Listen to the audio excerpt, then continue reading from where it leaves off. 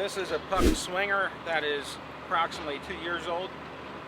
He had problems with it breaking. You see this flange is re-welded. There's various welder guys added bracing. This was added, and there's crack here and it's breaking up at various places. There's two things that are causing that. One is this swinger is full 8-inch plumbing out to the end. The tail is not on right now, but that is all 8-inch. The normal is 6-inch for the swinger tail. This is 8-inch. The advantage of the 8-inch is at 4,200 gallons a minute. If you go to a full 8-inch swinger, you can get about 4,500 gallons a minute. So he has two swingers, two tractors with puck swingers on. The other one is 8-inch in this section, the 6-inch tail.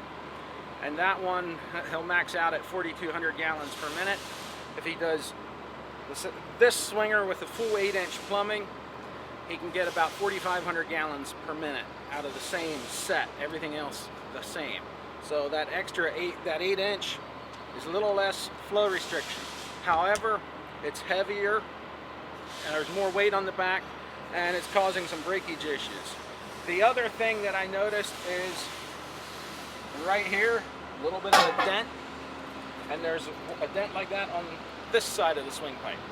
It's coming from the rubber blocks. Those dents are coming from the bolts inside here. So this swing arm's coming around, smacking into this, and the bolt head inside here is denting the swing pipe.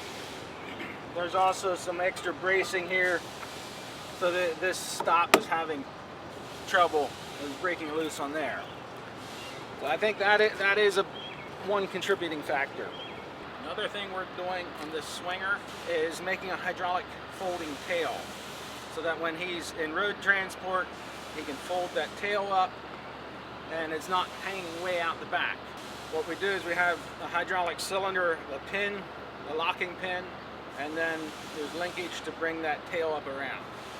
So we are going to redo this swinger, make it heavier, add the hydraulic tail. That way he can fold it up for road transport.